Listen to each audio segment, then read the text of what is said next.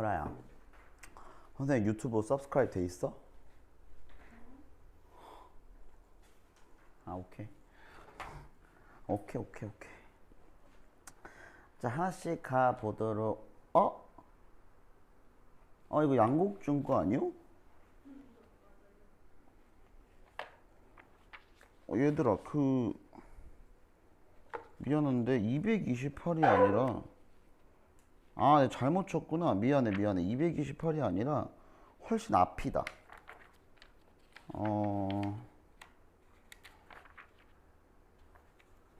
어딨어?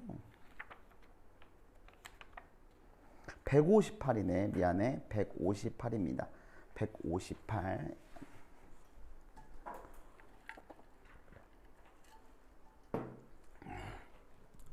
좀 여유롭게 수업을 진행하려고 단어를 조금 급하게 했어요. 근데 잘 해주셔서 땡큐입니다. 자, 문법을 두 가지 배워볼 건데 첫 번째는 관계대명사의 계속적 용법이라고 되어 있고요. 두 번째는 이때 강조용법이라고 되어 있는데 사실 둘 다 중요하고 둘 다 시간이 좀 오래 걸려요. 알겠지? 그렇기 때문에 힘들어도 조금만 집중하고 잘 들어보시기를 바라겠습니다. 일단 먼저 관계대명사의 계속적 용법인데 관계대명사라는 것부터 먼저 좀 아실 필요가 있어요. 뭐냐면 우리 많이 봤던 거야.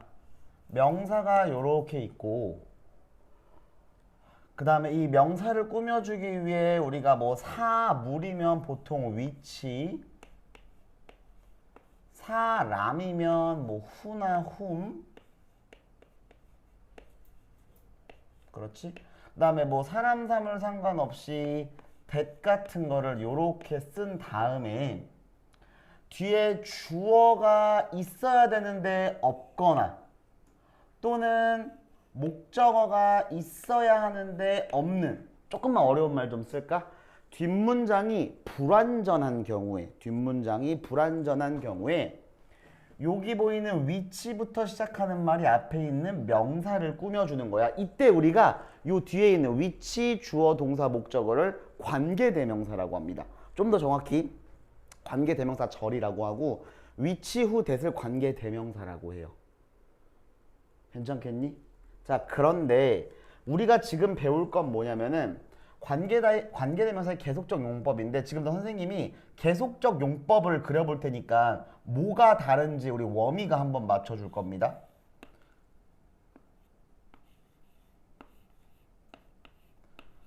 관계대명사 위치 후 whom that 있어야 하는 주어가 없고 동사는 있고 목적어가 없고 이거 둘 다 없는 거 아니야. 둘 중 하나만 없는 겁니다. 자, 요렇게 꾸며주는 말. 자, 밑에 거는 우리가 소위 계속적 용법이라고 얘기를 해요. 선생님, 그럼 저는 계속적 용법 말고 다른 용법, 저 위에 있는 용법은 뭔데요? 라고 궁금할까봐 말해주자면 얘는요, 뭐 선생님들마다 말씀하시는 게 좀 다르긴 하지만 보통은 이제 제한적 용법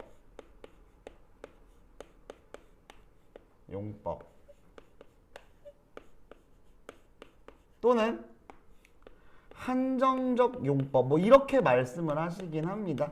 근데 다시 말하지만 얘들아 계속 뭐 제한적, 한정적, 계속적 이게 중요한 건 아니야. 여러분은 지금 요걸 차이를 봐야 돼. 자, 제한적, 한정적 용법과 계속적 용법의 차이점이 뭐 같아? 딱 생긴 거 보니까 뭐가 달라? 콤마?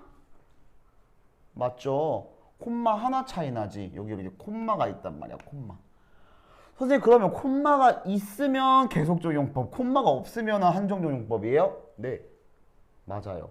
그럼 이걸로 뭐 차이가 있나? 진짜 별거 아닌 것 같은데 엄청나게 큰 차이가 있습니다.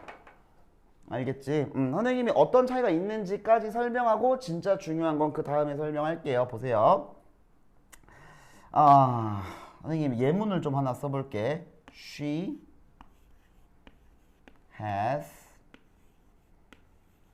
a son who lives in 서울. 자, 요 문장이 하나 있고요. 두 번째 문장도 써볼게. 봐봐. She has a son who lives in 서울. 자, 요렇게. 자, 위에 거는 한정적 용법이라는 요 위에 거를 말하는 거고, 밑에는 콤마가 있으니까 계속적 용법이구나, 요 정도는 알 수 있겠지. 자, 그러면 해석으로 무슨 차이가 있는지 보여줄게. 해석으로. 자, 위에 문장은 어떤 느낌을 가지고 있는 거냐면 요런 느낌이죠. 그녀는 서울에 살고 있는 아들이 한 명 있어. 서울에 살고 있는 아들이 한 명 있어. 이렇게 말하는 거야. 이거는 비교를 위해서 굳이 말해주면 어떤 느낌이냐면 그녀의 아들이 몇 명이야? 몰라. 알겠지? 한 명일 수도 있고 두 명일 수도 있고 세 명일 수도 있고 네 명일 수도 있어. 아들이. 그런데 그런 몇 명이 있는지랑은 상관없이 그냥 서울에 살고 있는 아들이 한 명 있다라는 겁니다. 그럼 선생님 밑에 문장은 무슨 차이인데요? 봐봐. 무슨 차이인지. 그녀는 아들이 한 명 있습니다 하고 1차적 정보가 끝난 거예요. 그럼 여기서는 내용이 좀 달라지지? 밑에 건 어떤 느낌이냐? 그녀는 아들이 몇 명? 한 명 있어. 그런데 그 아들이 서울에 살고 있다는 거야. 이거 이해 못하면 영어 영역이 아니라 국어 영역이야. 잘 생각해봐. 위에 문장은 그녀에게 아들이 몇 명이 있는지는 몰라. 그 정보는 안 나와 있어. 그냥 서울에 살고 있는 아들이 하나 있다라는 거야. 그녀의 아들이 2명일 수도 3명일 수도 있어요. 5명일 수도 있고요. 근데 밑에 문장은 뭐였어? 그녀는 한 명이 아들이 있다. 끝. 1차 정보 끝. 그치? 근데 그 아들이 서울에 살고 있다. 해석으로는 요 정도 차이가 있는 겁니다. 괜찮지? 자, 그러면 어법적인 부분에서는 우리가 뭘 조심해야 되는지 좀 보도록 하겠습니다. 자, 어법적인 부분. 자, 콤마가 요렇게 찍히고 위치가 나왔잖아? 여러분은 이게 메인이니까 다 적을까? 위치가 나오고 whom이 요렇게 나왔다고 가정해 봅시다. 그럼 여러분은요, 딱 4가지만 조심하시면 돼요. 재원아, 많이 힘들어? 괜찮아? 딱 4가지만 조심하시면 돼요. 1번. 당연한 얘기겠지만, 뒤에 주어 또는 목적어가 빠져 있지? 주어 또는 목적어가 빠져 있어. 조금만 고급스럽게, 팬시하게 말하면 이거를 뭐라고 얘기하냐면 우리는 불완전하다고 얘기합니다. 불완전합니다. 뒷문장이 불완전해야 돼. 첫 번째고요. 두 번째 뭐가 중요하냐면은 콤마가 찍혀 있을 때는 우리가 알고 있는 만능 친구 요 대시 들어간다. 콤마가 찍혔으면 대신 절대 들어갈 수 없습니다. 콤마가 찍혀 있으면 대신 불가능해요. 됐죠? 자, 3번. 콤마가 찍힌 요 위치 또는 who는요. who는요. 이렇게 바꿔 쓸 수 있어요. 어떻게요? 알맞는 접속사 플러스 대명사로 바꿔 쓸 수 있습니다. 알맞는 접속사 플러스 대명사를 바꿨어. 무슨 말인지 모르겠어요. 보여줄게. 그래서 여기 있는 콤마 후 기억나지? 근데 그 아들은 그치? 그럼 얘는 알맞는 접속사니까 접속사는 웬만해서는 and로 쓰면 다 될 거고요. and 접속사. 그 다음에 대명사 누구 말하는 거야? a son 남자. 요 아들 말하는 거였잖아. 아들은 성별이 남자니까 he. 이렇게 바꿔 쓸 수 있다는 거야. who를 없애고 and he로 바꿔 쓸 수 있다고요. 마지막 4번. 이건 어법적으로 중요한 건 아니고 여러분들이 머릿속에 항상 두고 있으셔야 돼. 콤마 찍고 위치는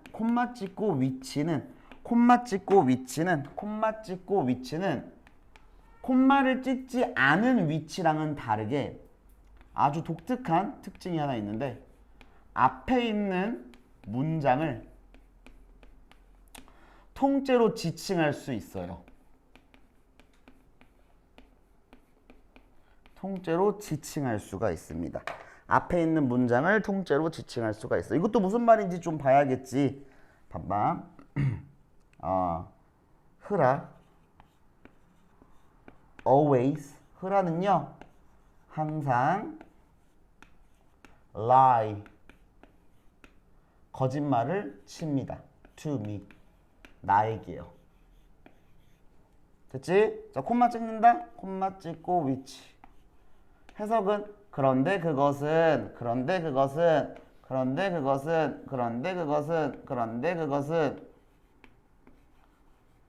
makes me mad. 나를 되게 화나게 만들어요. 더 질문 한번 해볼까? 그것은 나를 되게 나를 화나게 만들어. 이렇게 해석되는 문장이야.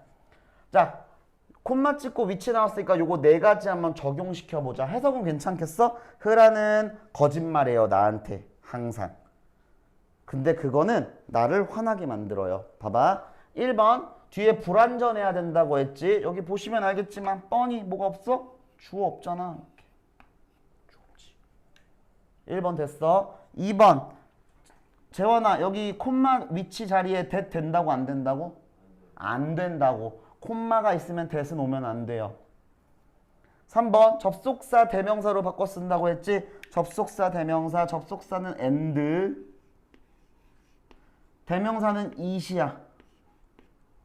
선생님 그럼 여기 있는 it은 뭘 말하는 거예요? 너네가 봐. 근데 그것은 나를 화나게 만들. 그거 뭐야? 흐라가 나한테 거짓말하는 거잖아. 4번 앞문장을 통째로 지칭할 수도 있구나. 이렇게 되는 거야. 끝. 계속적용법. 이해 잘 되겠어? 이렇게만 보시면은 다른 거에 있어서는 이제 문제 될 만한 건 딱히 없을 겁니다. 그 다음에 가주어, 진주어 이뜻을 볼 건데 저거는 설명할 게 딱히 없더라고요. 그냥 간단하게 봅시다. 얍. 자, 가보도록 할게. 여러분 이런 거 많이 들어보지 않았나? 주어가 너무 길면 가주어 쓴다. 이 정도는 알고 있죠? 주어가 너무 길면 똑같아. 이 문장도 사실은 이렇게 되었던 거야. 원래는 이 문장이었던 거야. that 블라블라블라블라블라 주어가 동사한다는 것은 is 이러하다. 이제 이렇게 쓰려고 했던 문장이었던 겁니다. 근데 여러분 이미 알고 있듯이 이렇게 주어가 너무 길면 꼴보기 싫으니 그리고 이해하는데도 어려움이 좀 있으니 얘를 그냥 통째로 뒤로 돌려버리는 겁니다. 그러면 비어있게 된 주어 자리에는 뭐가 대체가 되는 거야? it으로 대체가 되는 거지. 그래서 결과적으로는 이런 문장이 나온다는 겁니다. it is 형용사 that 블라블라블라블라 이런 문장이 된다는 거야. 그럼 이때 명칭도 좀 한번 볼까? 명칭도 여기 보이는 주황색이 없네. it은 우리가 소위 말하는 가짜 주어라고 하니까 가주어라고 하면 되는 거고, 여기 보이는 that은 얘가 진짜 주어였잖아. 그러니까 우리는 얘를 진주어라고 보시면 되는 겁니다. 이거 어렵나? 안 어렵죠. 근데 이제 뭐를 조금이라도 더 문제로 만들 수 있을까를 좀 고민해 봤는데, 얘를 뭐랑 비교할 줄 알아야 돼 라고 말할 수도 있겠냐면은 이때 강조용법이랑 비교하는 게 나올 수도 있을 것 같아요. 보세요. it is. 이때 is는 뭐 언제든 어떤 모양이든 바뀔 수 있어요. 위에도 그렇고. 자, 지금 쓸 문장은 이 is가 나온 다음에 뒤에 명사가 요렇게 따라 나오는 거야. 명사가. 알겠지? 명사가 따라 나오더니 이 명사에 따라서 뭐 일반적으로는 that을 쓰기도 하지만 뭐 위치 후도 가능합니다. 지금은 위에 거랑 비교하기 위해서 that만 쓸게요. that이 쓰고 뒷문장이 하나가 요렇게 빠져있는 상태로 주어 또는 목적어, 조금 고급스럽게 불완전한 문장, 이렇게 따라오는 이런 구문을 우리는 문법책에서 뭐라고 얘기하냐면 강조 구문이라고 얘기합니다. 강조 구문.